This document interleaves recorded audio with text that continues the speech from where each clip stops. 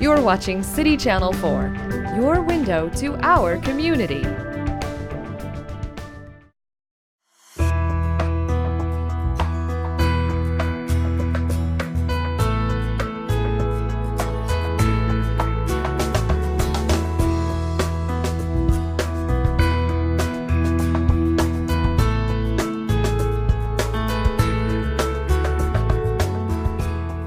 So we're going to begin our Iowa City Council work session for May, the 2nd of May. And the first item on the agenda is the Bookmobile Tour. So is there going to be any kind of briefing beforehand by anybody associated with the library, or do we just run outside and Kingsley starts driving? Yeah. We were going to go outside first and then come back in, and I think Susan was going to provide an overview. Yeah. Okay, so that's where we're headed right now. I'm so happy to bring you the Iowa City Public Library Bookmobile today, and the sun. May it always go together. You know, this has been a long road here. I've learned a lot. I have built a building, and buying a bookmobile is almost as complicated. It doesn't take quite as much time, but every little nuance, we have had so much help from other city departments. I can't begin to tell you. We've learned lots of people's names that we didn't know very well, and the people in equipment, the people in Parks and Rec, Transit, you know, I'm sure I'm forgetting somebody, but lots of people in the city have helped us out. I think the equipment guys thought it was a new toy they got, and they get to figure out how to change the oil in now, so. But the point of the bookmobile is to serve Iowa City neighborhoods, and I think that it is going to be a great service. You have a schedule in front of you tonight, and it's available online at icpl.org/bookmobile. We have really tried to spread the visits out throughout the community. As you see, all of the stops are full service. Anyone can come stop. So if it happens to be at Legacy, which some people would think that's only for the people who live at Legacy, that's not true. Anybody in the neighborhood could come. Likewise, there's a stop on George Street, which we sort of see. We have a contract with University Heights. That's the stop that's closest to them. You know, it's fine for anyone who lives in the neighborhood to, we hope, walk over or bike over and visit the bookmobile. We'll have 3 schedules a year, operating 5 days a week regularly in the summertime and 4 days a week during the school year. And obviously in the summertime, you know, we're really working with Parks and Rec for park visits multiple times during the day. We're going to the party in the park on Thursday nights, so we're coordinating a lot with them. When the school year starts, we'll be back and we'll visit more schools in the after school and the early evening hours. So now we have it, and I'm looking forward to see how the community reacts and how we can serve everybody. And I'm glad to answer any questions if I can. Kingsley asked all his questions out there in the bookmobile. Oh, was not supposed to? He was interested. Oh, that's good. Oh.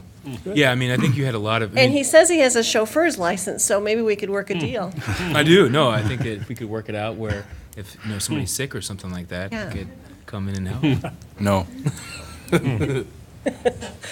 Does the bookmobile, the thought of how, like ice cream trucks, they'd have the music, and so even if you didn't see the vehicle, you knew it was in the neighborhood. Is there any music? There is an audio sound? system that's part of it, but I don't think we thought about going down the road. I hope not. I don't think we want people running up to it while it's, going out there.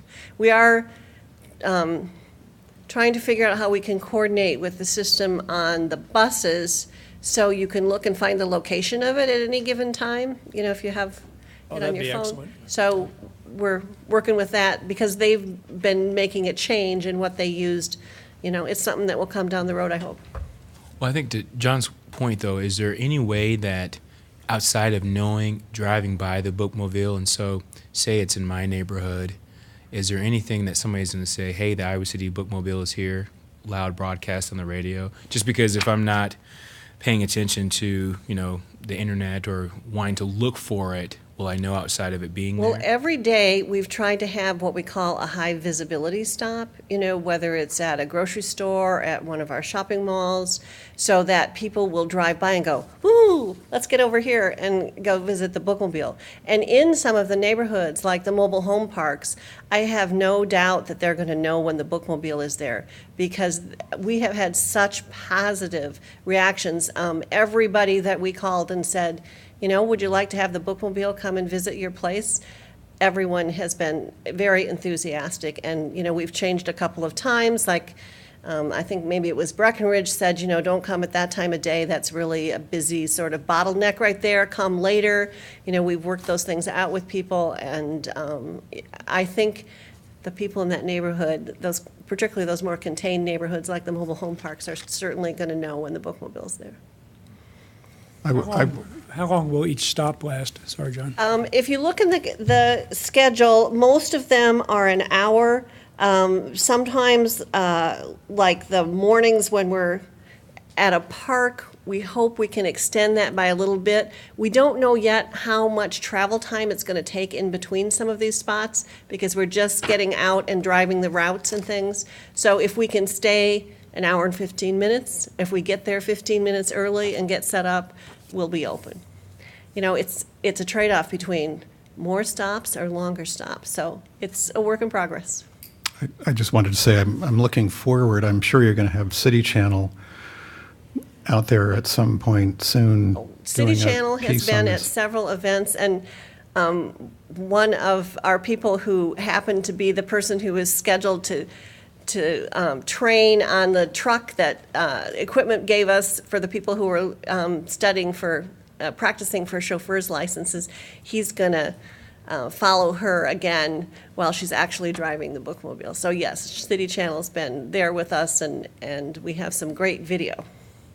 And if you haven't seen it, they set up a camera. It wasn't City Channel, it was our staff, the day we loaded the collection on, and it's like this time-lapse thing where boo, boo, boo, boo, boo. It looks like, we loaded that thing in 5 minutes, and it was more like 8 hours. How are the locations chosen? And if someone is living in an area of Iowa City that's not close by to one of these locations, is there a process by which they could request it to come to their location, or how did that occur? We looked at locations. We tried to identify a high visibility location for each day. We tried to hit both the east and the west side of Iowa City and extend somewhat into the county, who has a contract for service with us. And then our focus was on neighborhoods where we thought people might not have the ability to get downtown to the library. So we're at, I believe, every mobile home park in the city limits and several in rural Johnson County. And we are at every retirement home that had space for us to park. There were a couple that we couldn't get in their driveways, so. That's how we picked them, and one of the reasons we are looking at changing the schedule 3 times a year possibly is to make sure that if some place is not very active and there's potential someplace else, we'll change things up. Looks great, Susan. Thank you. I'm Thank you, wondering guys. if You might- made it possible. Could you come back in another 2 or 3 months, give us a very brief update, just Sure, oral update, sure. about how things are going? Yeah, I'll be back at 7 o'clock to watch Oh, you that's get a quick check. enough. Thanks. Thanks. Thank you. Very exciting. Very. Nice vehicle. All right, well, our next topic is exploration of sustainability and carbon reduction projects. Ashley, were you intending to say anything at the start, or are we just going into it? No, I just thought that would leave you to discuss. We supplied the memo a second time for Yeah. review, and Okay. just leaving you to it. Just wanted to be clear. Okay, so let me say a few words at the start. There's $150,000 in the FY18 budget for climate action projects. In one of our previous meetings, we agreed we wanted to identify one or more projects that could be accomplished this year, at least that's the way I understood it, and which would symbolize in a pretty publicly visible way our commitment to carbon emission reduction. I think that's right. Is that spot on? Yeah, okay. So, thanks to Ashley, we have 6 possible projects before us, and our task is to choose one or more of them. And I got to tell you, for me personally, I find that pretty difficult to do because we don't really know the costs of the projects. We don't really know the effects of the projects. So we could do a vote, and sort of just by our gut feelings about what we prefer, or we could process it a little more thoroughly. When I go through the possibilities, I find myself inclined toward mixing 3 or 4 of them. But again, I don't know how much each of them would cost. Like, I don't know how much a Big Belly costs to buy and operate, for example. So that complicates our decision process, it seems to me. And frankly, I don't think it really should be our role as a council to do a benefit cost assessment or something like that for this kind of thing. But I don't want to just kind of dump it back in the city manager's lap. So I feel a little bit at a loss. I know the ones that I sort of prefer in terms of mixing them. I like the expanded tree planting.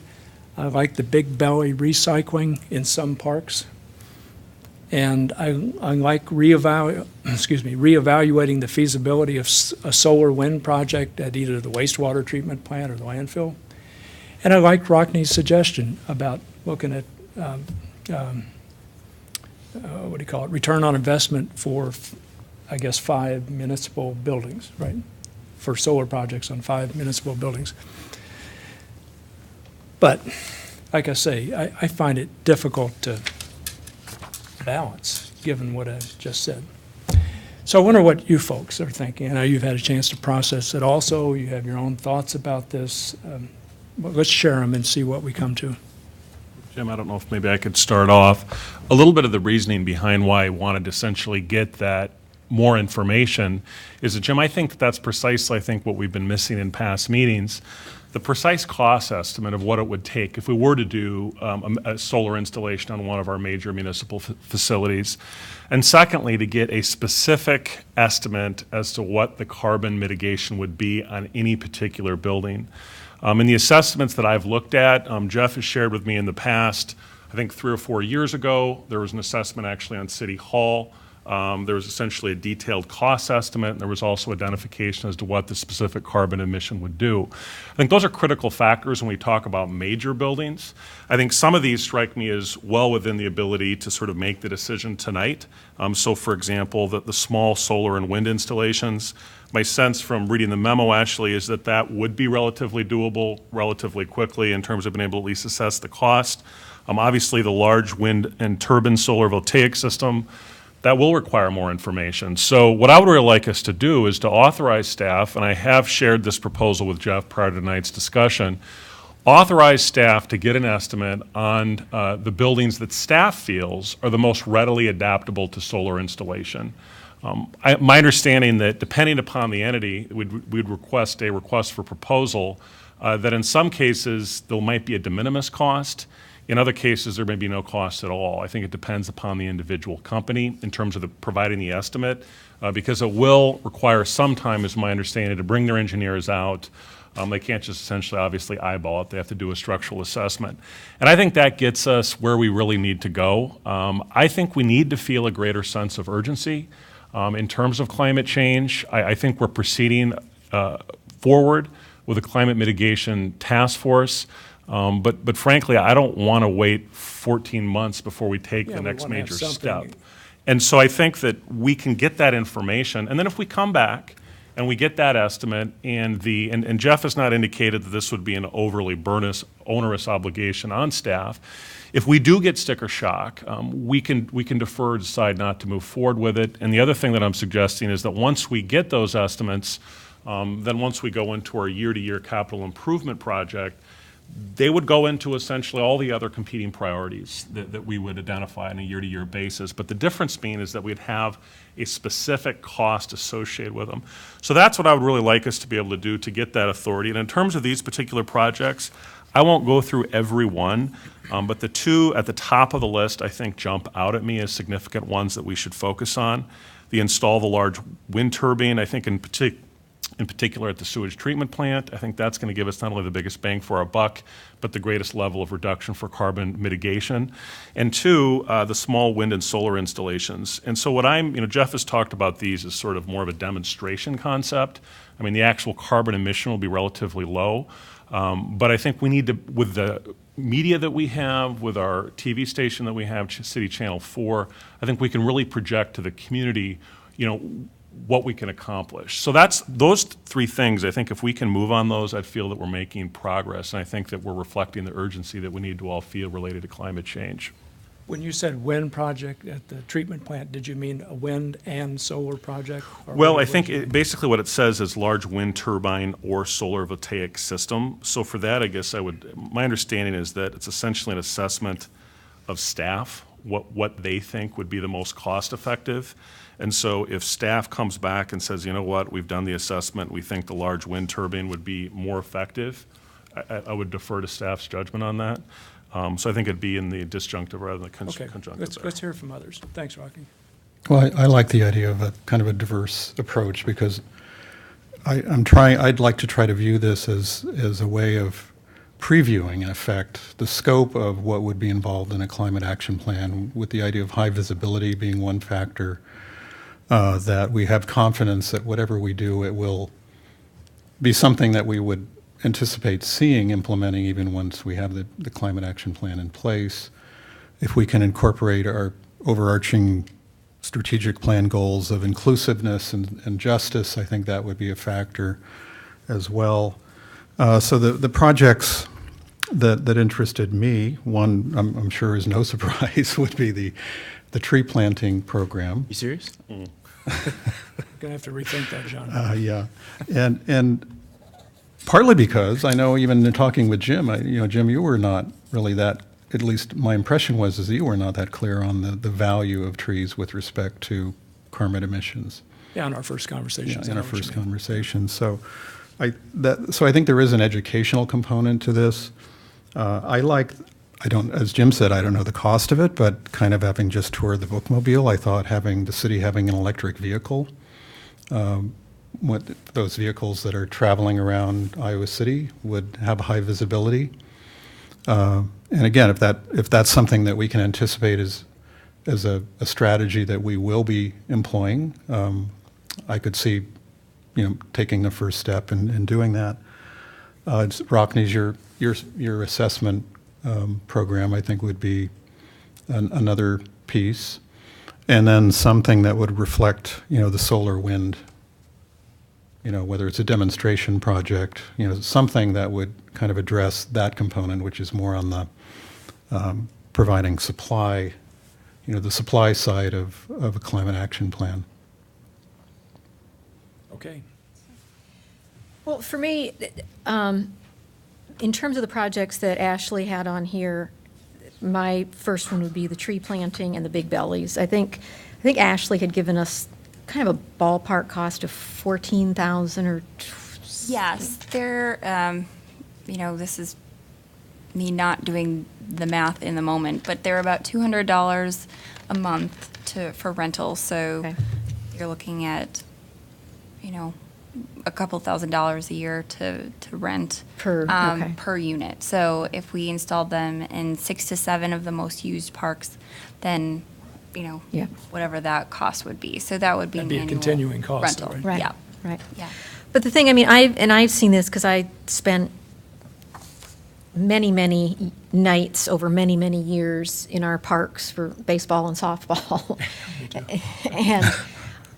And for tournaments and stuff. And let me tell you, the end of the day, before the end of the day, the trash cans are all overflowing, and then you're seeing the city crew come through with a truck or two and having to make multiple trips trying to dump all of those. And so when you talk about the emissions from the vehicle, the gas, the time for staff, et cetera, I think putting some of those big bellies out there, one, they're very visible. It promotes that idea of recycling. So I think they're very visible, as well as, giving us, even though there's cost in renting them, certainly we're getting some savings as well in terms of the vehicles and manpower, in terms of having to be out in the parks as often.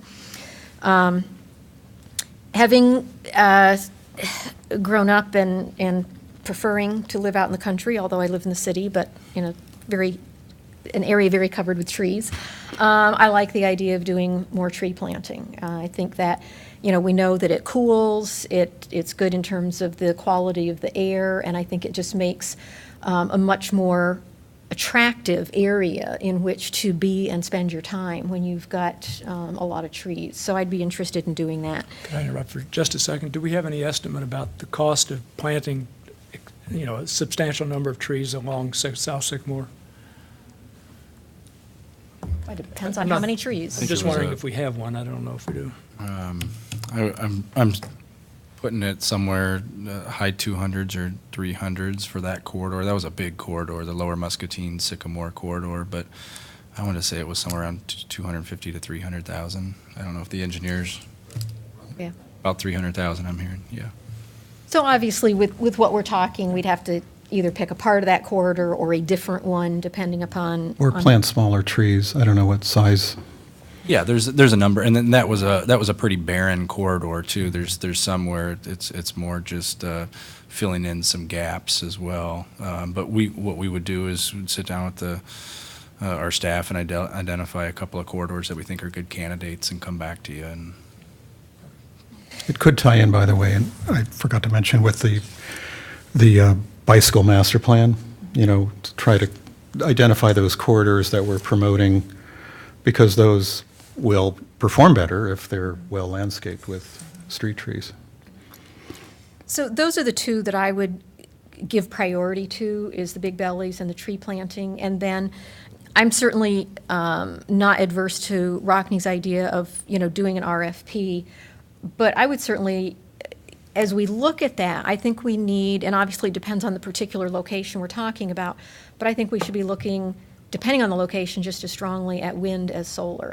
I don't see a big emphasis of one over the other. Obviously, depends on the location, which one might make more sense. We're not going to put a big windmill on top of this building, obviously.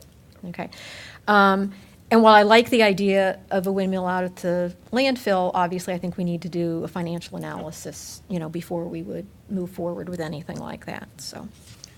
Before Kingsley talks, could I say something about the financial analysis? Am I correct in understanding that a return on investment analysis for this kind of project would be basically determining how much it costs to reduce a ton of carbon emissions? So the return is maximizing emission reduction. You could do it any way you carbon absorbed by trees. You want. I mean, we could look at the pure financial and the impact on utility bills, and kind of a payback period. It changes when you go to carbon emissions, because you have to consider the source of the energy that you're replacing. So you can structure those calculations in a number of different ways, and then it's relative to what? What are the other project opportunities? So that's why we're hoping you can kind of give us an arrow. If we know we're just looking at renewable energy, then we don't need to worry about looking at HVAC units and building controls and things that we've been doing for a while. So if we do a purely financial analysis, well, I know we can do Usually both do the both, carbon don't analysis and the other, but focus on the financial analysis for a second. I would advocate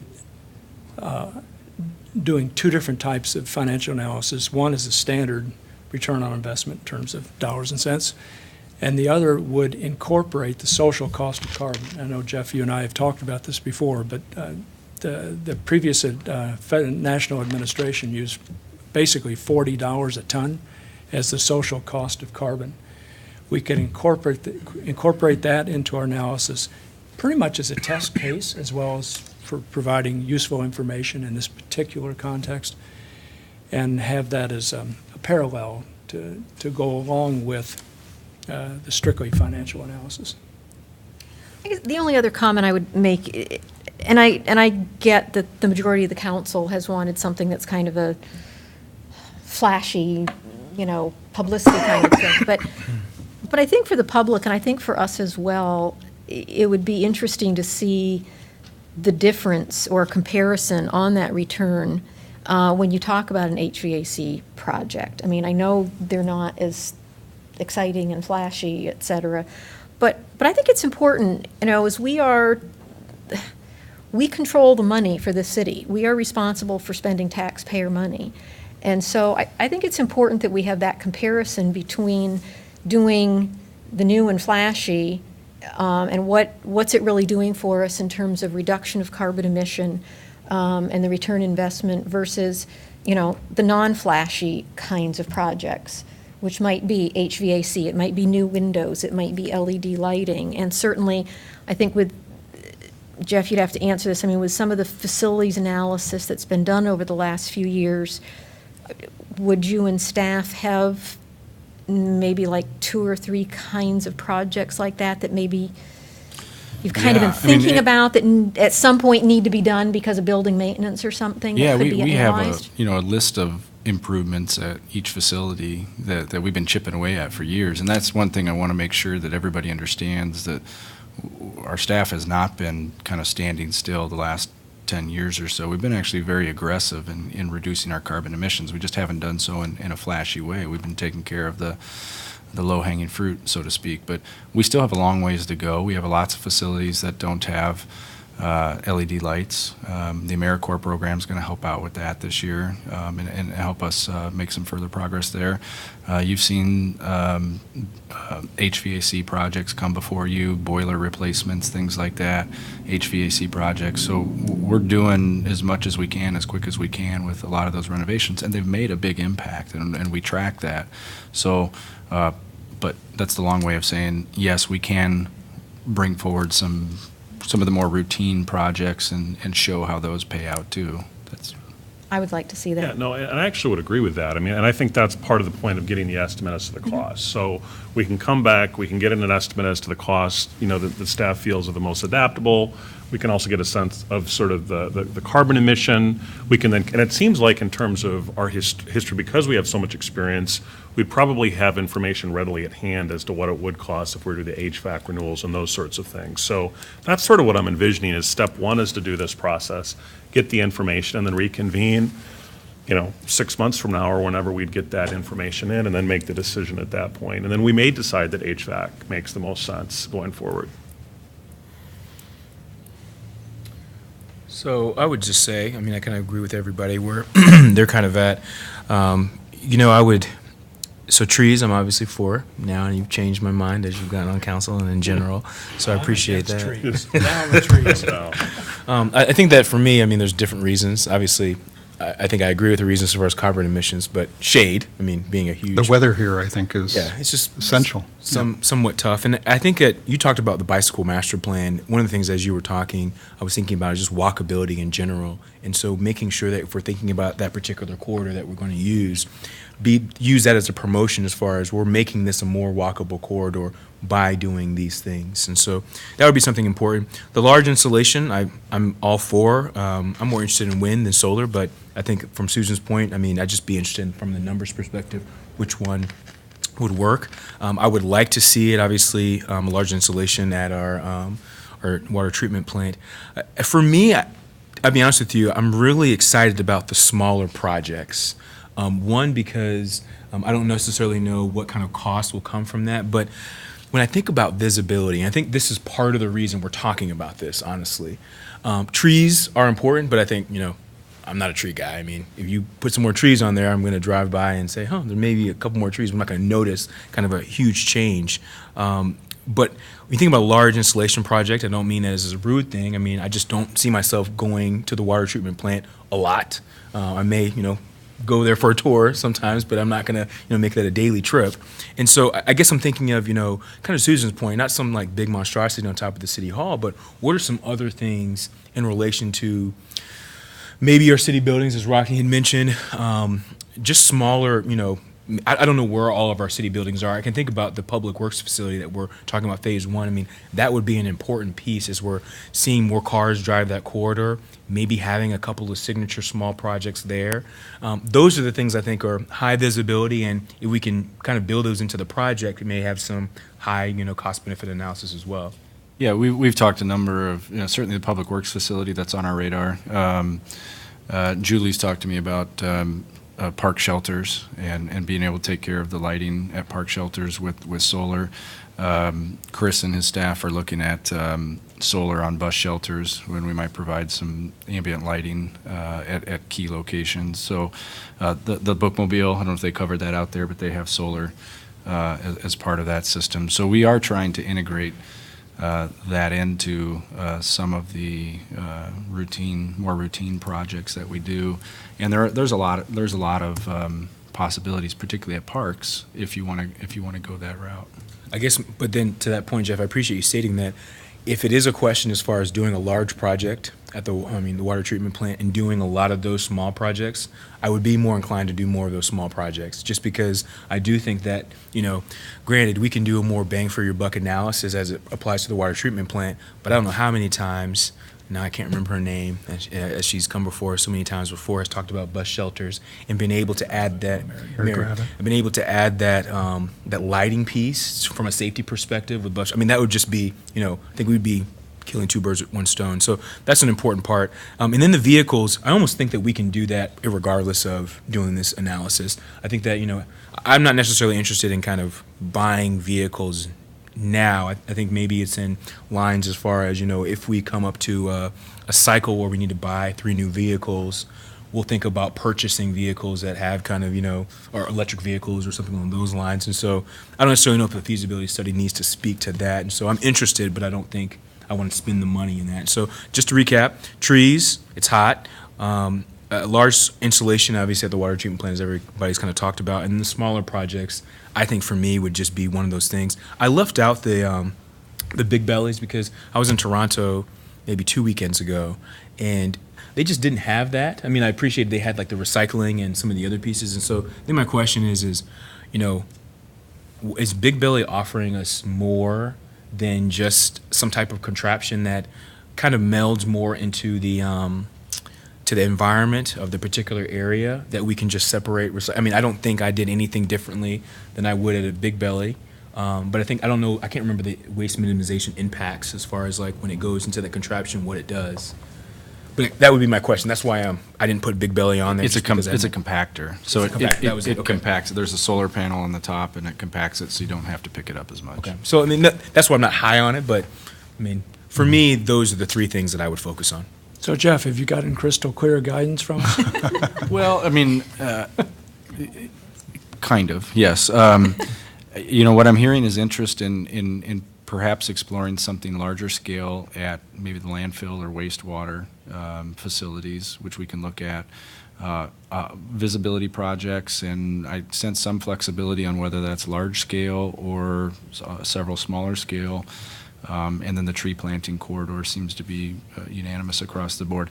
The Big Bellies are really nice, and I think what I would suggest is maybe that we take that discussion internally as staff and prepare that for the next budget season, because that's really, the rental structure of those is more of an operating cost. We wouldn't be tapping into the capital funds to purchase those because they're leased.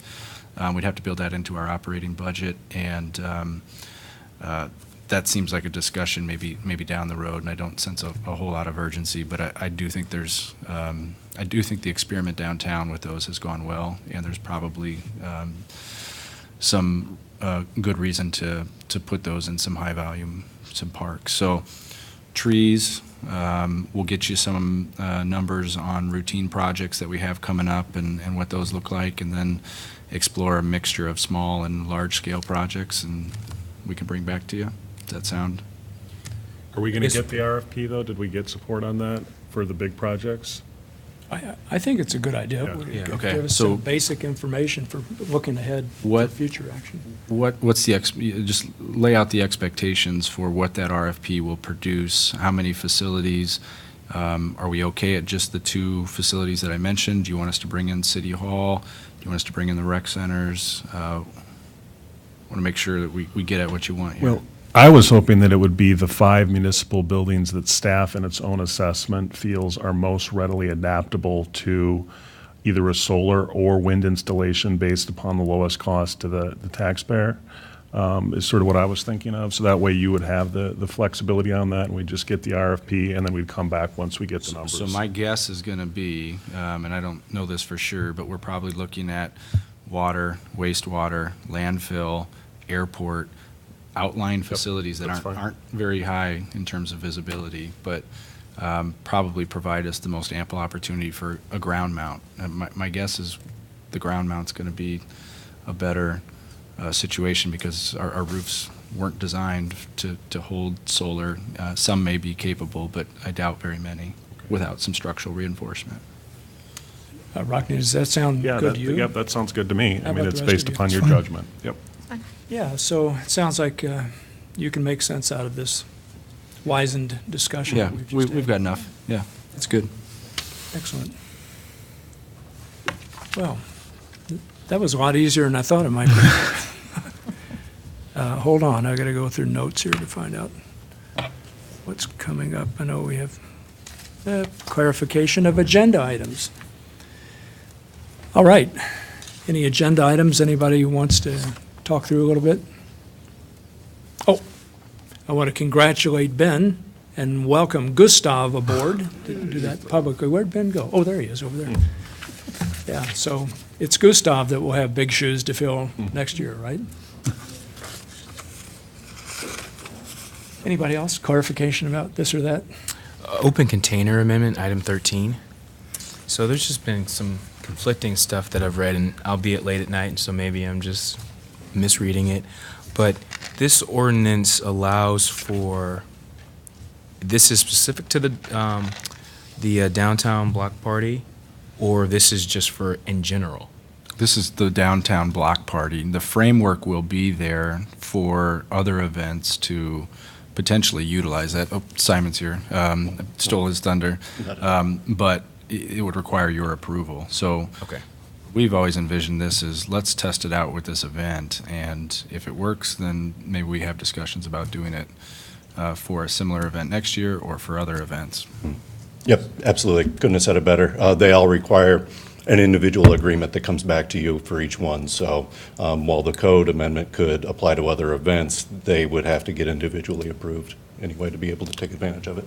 Simon, I'm not entirely clear about one other point. So I do understand that one could buy a drink at a certain place and then carry it into another place, cross the street? Yes. Yeah? Yeah, so there will be individual cups that are specific to this event. So those are the only ones that'll be allowed in the street. All right. So if you want to carry a beer, say, from one location to another, or buy it in a bar and drink it in the street, it has to be in that cup. So you'd carry that cup into the bar, and they would sell you your beer or wine Okay, in that but, container. just, we use a little hyperbole here. Would somebody be able to kind of wander the streets downtown with this particular open container? Yes, within the defined area. That is correct. Okay.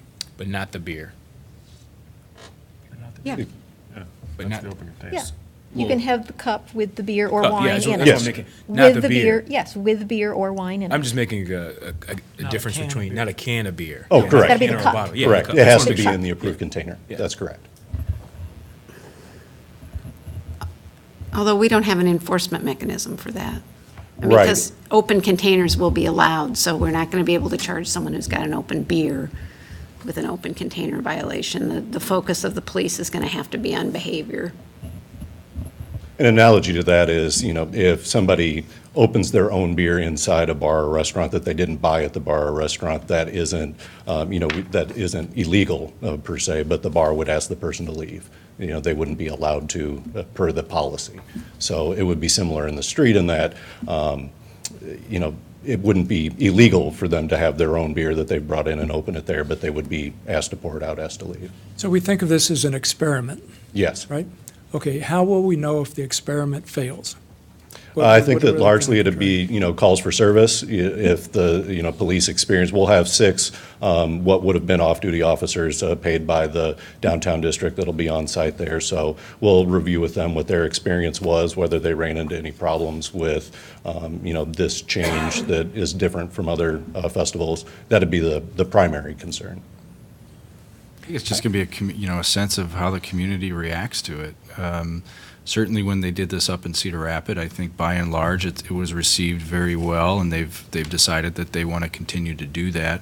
It's not to say that their events have gone on without problems, because they did have some challenges up there, but the feel from the community was that it worked out okay, and with some tweaks we can continue to go forward. If it turns out that, it doesn't fly as well here and we have a number of issues, we're not committed to continuing with it. And the downtown district knows that, and they take this, I know they're taking this responsibility very seriously, because they would like to see this type of event become a tradition here, and they want to make sure that they carry it out and do so responsibly, so that there is a good response from the community, and there's a kind of a push to do it again.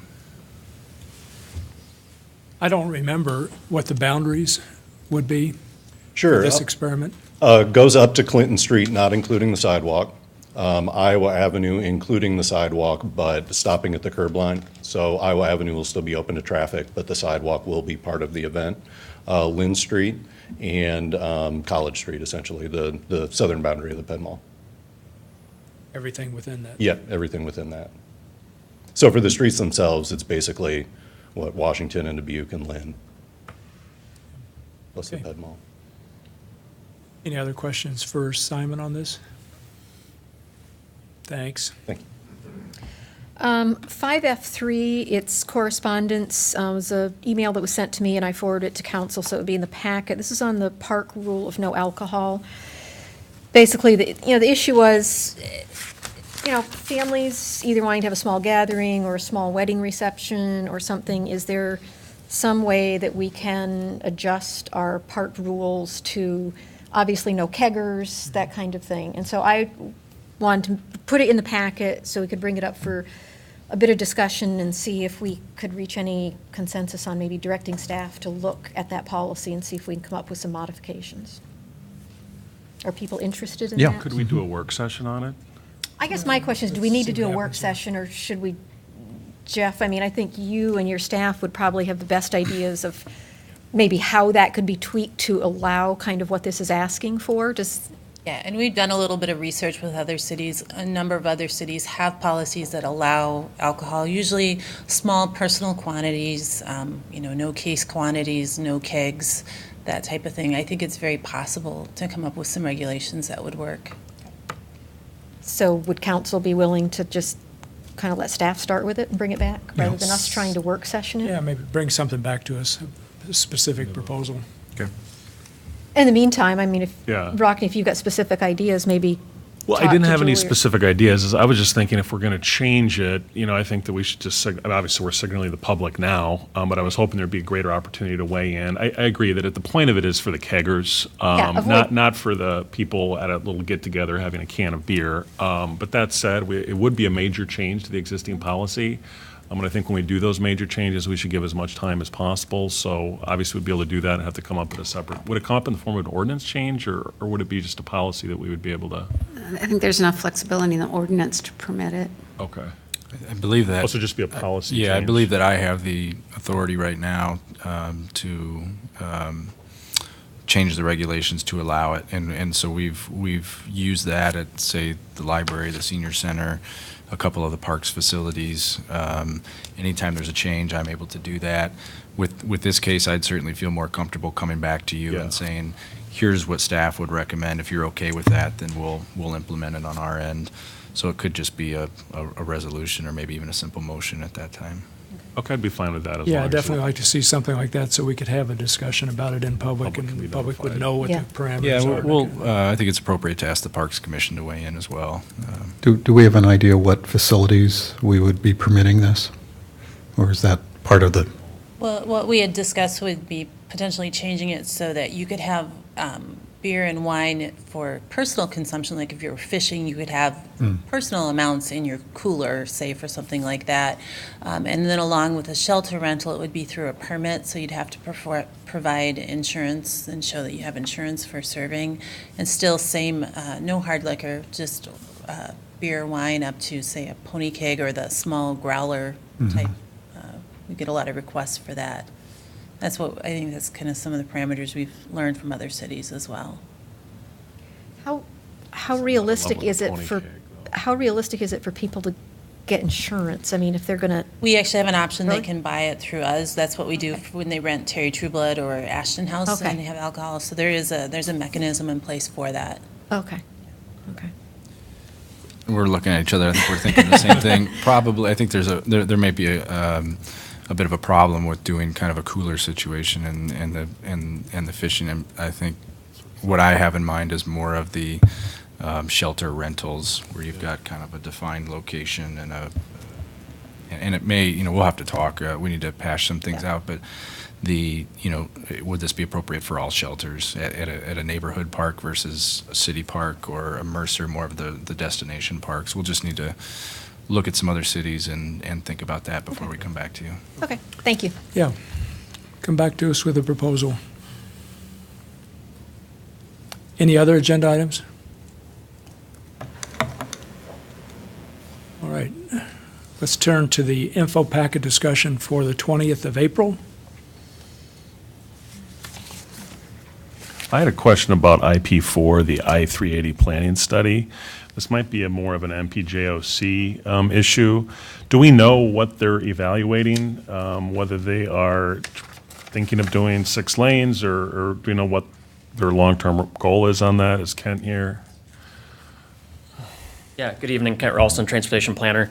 I think ultimately, and it's odd because with the DOT, these things seem to roll out pretty often, so they're a little hard to keep track of. I don't know all the specifics, but I believe if we're talking about the same study, it's for a 6-lane between Iowa City and Cedar Rapids. And then also, most recently, they've also discussed the potential for using the Krandick rail bed for some form of autonomous vehicle, and I don't know what that looks like. And that would piggyback off some of the work that the MPO, the DOT, along with Krandick has already done. Would we weigh in at the MPJOC level, or? We certainly could. Okay. Yeah, I mean, we can write letters of support on behalf of the board. We can, that's certainly a possibility. I mean, I'm concerned about that. I do not want to go in 6 lanes, so, I mean, obviously that's beyond the scope of tonight, but. This has been discussed before at the MPO level, and I can recall Susan and I being in at least one meeting like 4 years ago or something, saying, what? What are you doing? And At that- what cost? Well, yeah, you and I voted against the money, well, not that it had any effect, but the money they're going to spend for doing the interchange, the $400 million it's probably going to cost. So. Correct, and that was for the 6 laning specifically with the 8380 project, that it will actually be 6 lane. The 380 will be 6 lane between the interchange and Forever almost to Penn. Yeah, about halfway between the new Forever Green interchange and Penn. And I believe if we're talking about the same study, this would then continue from that point on north. And that's been on their radar for a long time, but I think it's just, they start these things about 5 to 10 years early, and they start the environmental planning and find out what bridges need to be widened and that sort of thing. They're also looking at something similar from Iowa City west towards West Branch. That's also something that's come up here recently, 6 laning towards West Branch as well. And in fact, the Quad Cities MPO actually contacted me to see what our stance would be on that, and I told them I did not know. Because I said, our board, bringing up what you had already talked about with the 380, I said, there was some skepticism of that project, so I said I would be hesitant to offer that remark at this point in time, but I said certainly, we could address it at the board level. So there's a lot of agreement with you, Rockne, but. IP2, so if you had a chance to read it, it's just a letter from Andy and the work that he's done in the Board of Supervisors around disproportionate monetary contacts. And so I just think, one, kudos to supervisors and their staff as far as the work that they're doing. Obviously, I think that in lines of what we're trying to look at and focus on in relation to the traffic study, if you then look at the disproportionate minority contact at the kind of the decision points within the criminal justice system, I mean, I think that we're doing a good job as far as walking through the entire process and thinking about different decision points where we want to see changes. My only issue, not with this, but just in general, is just how the other cities are doing similar work. Neighbors, yeah, doing similar work. Just because, one of the things that came across in the study, and just so we're clear as well, so we really haven't had, the CJCC meetings. We've had more of this kind of subcommittee talk discussion to really try to dig in on some of these decision points within the criminal justice system. But one of the things that came up from the initial meetings has been, the fact that Iowa City really does a good job. I'm not trying to put any city down. I think that we've just thought about it maybe ahead of time, a good job collecting that information and data, and so is more accessible to Dr. Barnum to be able to do some of that study work compared to other cities. And so it'd be interesting, and I don't necessarily know if I want to talk about it right now, but even in our next joint meeting or something like that, to talk about how we can either share or whatever the case may be with other cities, so it can be a comprehensive discussion across all the municipalities. But other than that, kudos for the Johnson County for stepping up and really shouldering a lot of the costs as it pertains to staff level participation in trying to look at some of this information. Kingsley, will this particular study be a county-wide study? Yes, so it will be county-wide, and that's just because the information will be handled, based on what happens in the courts. Will it be disaggregated by municipality? No, it's can't at a be. different It can't level, be, yeah. right? It's a different Never level. mind. It's within the of court courts. system. Yeah, it's in the courts. I was just talking about in relation to the traffic study and everything else. I don't know if that's necessarily happening in some of the other municipalities. Yeah, it looks like a good study. I don't know Mark Berg, the associate professor who's going to be leading it. He's taking on a tall task, really. to say the least, yeah. Okay, anything else on that particular info packet? Just maybe to mention, for people who are watching, the Building Business Basics workshop on May 20th, so point that to people who might be interested in getting some more information on how to start or expand a small business. So the city, I think we're doing a lot in terms of those areas, which are, an easy kind of free way for people to get some information, at least to get them started and help point them in the right direction for additional and more detailed services they might need. So kudos to staff. So I'd like to ask a question about IP number 5, which is the April 27th listening post at the Broadway Center. So I was out of country, wasn't able to be around for that and all that kind of thing. But who went? How did it go? Pauline and I. Yeah, how did it go? I thought it went well. I submitted the summary of, the topics we discussed to Julie. There were about 9-10 people there. Many of them stayed the entire 2 hours. I thought that was a pretty impressive reflection of their desire to have a conversation. And so, yeah, it's such a valuable way of connecting with the diversity of Iowa City, the various neighborhoods and communities. And I had not been to the neighborhood center before. Oh. And the other thing I would add is it provides an opportunity for neighbors to get to know neighbors. It's not just about our connections, it's, the connections that are made among those who are there. And there were some fabulous folks doing really good work in the neighborhood. Good deal. Yeah. Okay, anything else on that info packet? How about the next one, April 27th?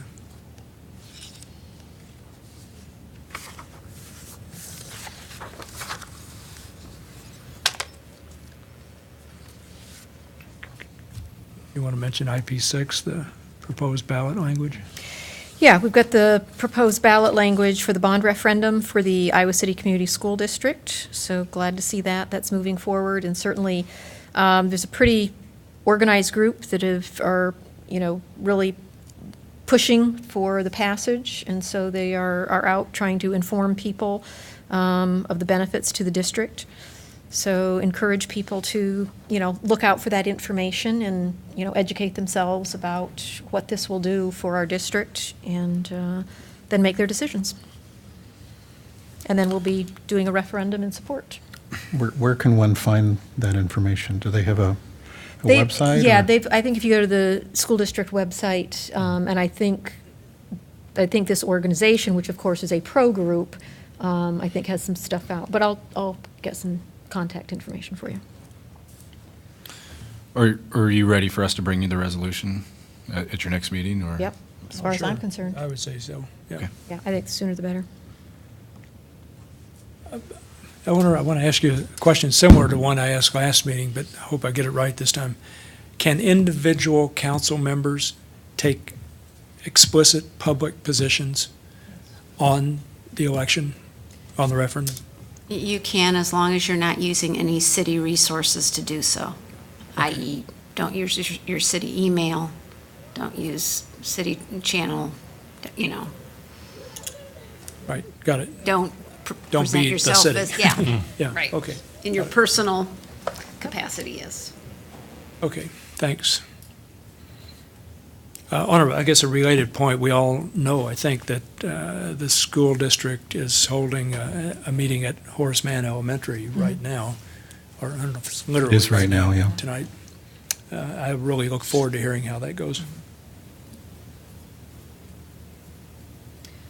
I would just mention IP11. We have our AAA bond rating reaffirmed again.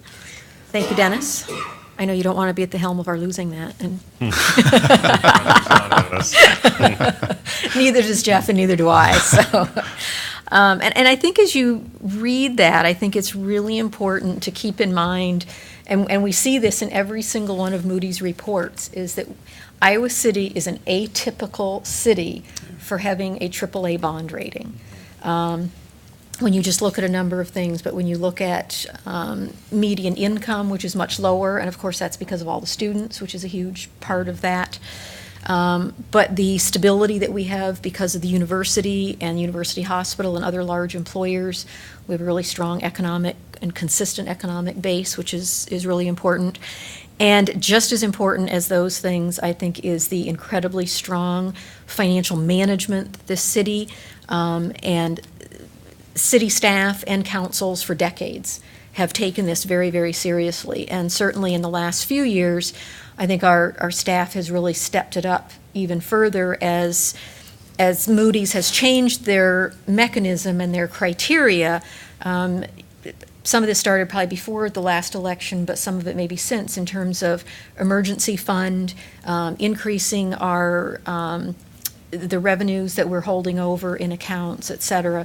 So really making it clear to Moody's that we are, managing our money really well, and so they really address that. So, and I think it's really important because as you look at, we had the late handouts tonight because there's a bond opening this morning, if you recall, and we are paying less than 2% interest on our bonds, and some of them are like at 1.6 or below.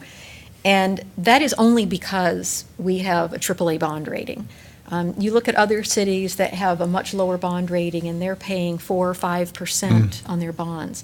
That makes a huge, huge difference in terms of the cost of capital improvement projects when you start, doubling or 2.5 times in terms of your interest rates. So, kudos to this and previous councils and staff members to really pay close attention to what our finances look like, because it makes it possible for us to do some of those other things because we're not spending that money on interest payments. Susan, you made me think of something. And Dennis, I don't know if this is a possibility, more towards kind of the budget cycle, so not right now, but as you're preparing the budget, is there a way to present some visuals as far as what Susan just kind of commented on? Because 1.6 is vastly different than 4%, and so what is the savings to that extent? And I mean, I would like, again, I know it's more work, and for me, it's kind of going back to the community education piece because I'll be honest with you, Susan, prior to my time on council, if you would have said that to me, I would have been like, what is she talking about? Like, it's still like $160,000, whatever particular, but I'm just throwing a number out there. But, if there was some type of, I'm trying to visualize something where it pays for, I know that Crisis Center and stuff does stuff like this would pay for all the lights for a year.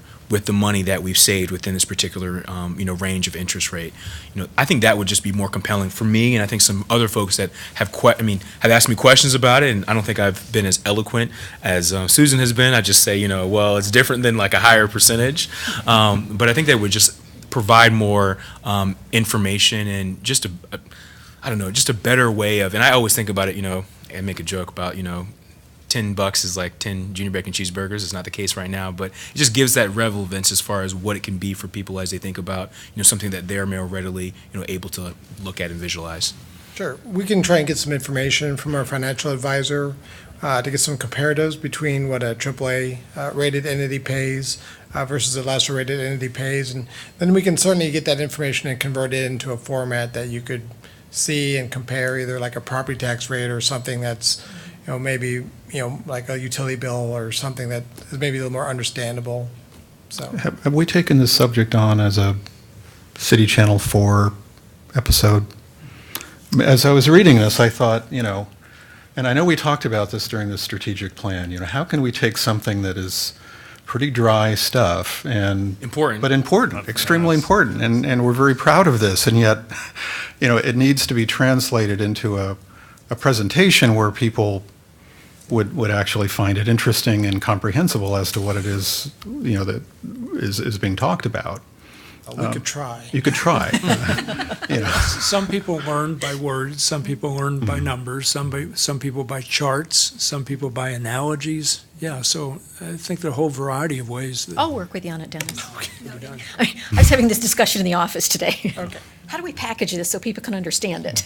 Well, basically, I usually kinda even going compare back to our sustainability project, I mean, I think it even said in the memo from Ashley, there's $25,000 you're going to put towards a community project. I am sure that we're saving $25,000 based on the interest rates that we're getting, if not more. Oh, so yeah. how do we say that in a meaningful way and say that, we're able to do these social programs because of the interest rate that we're getting? I think that would, I would walk away from that like, wow, like that's amazing that Iowa City is able to do that. Yeah, it's worth a little bit of effort Yeah, on it's a that. good suggestion, Kinsley.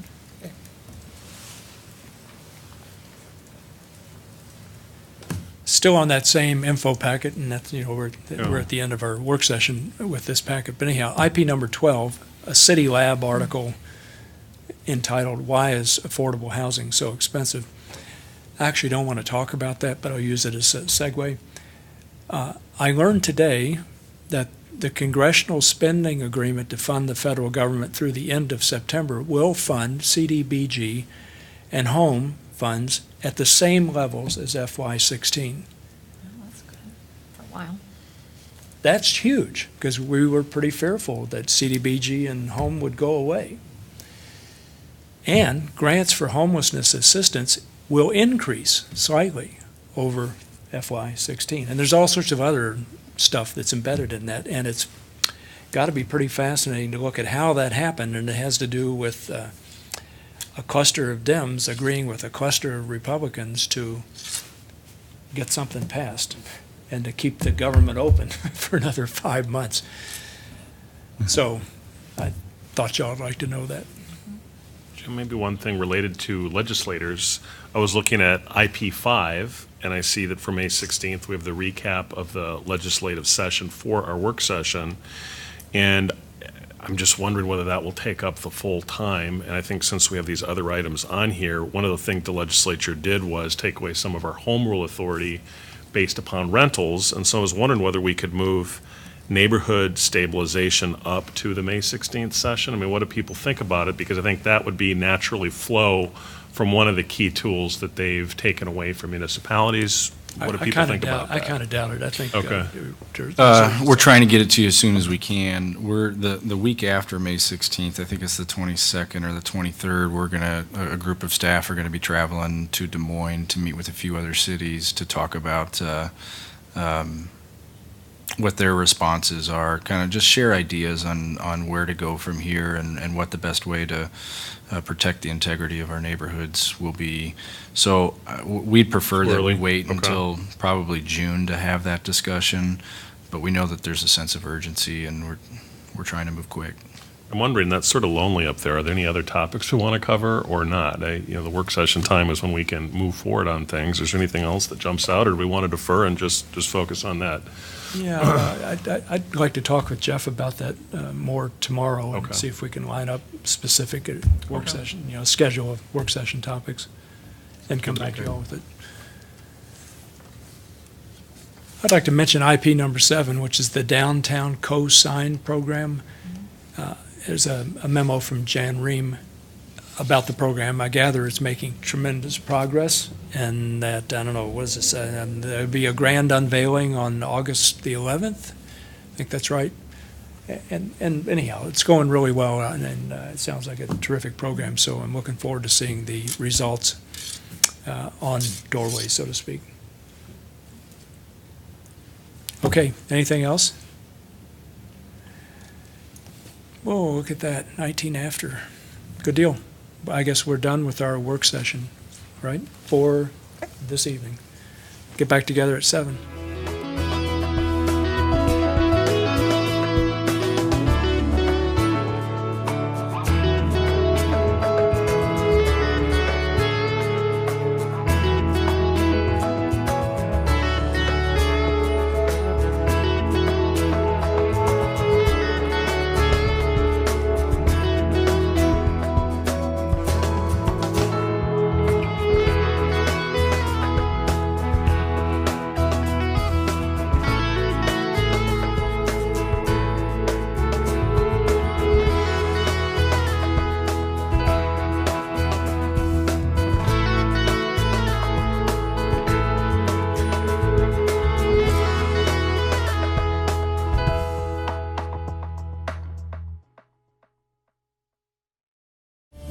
You're watching City Channel 4. On TV, online, on demand, on Facebook, and now on the go on your mobile device.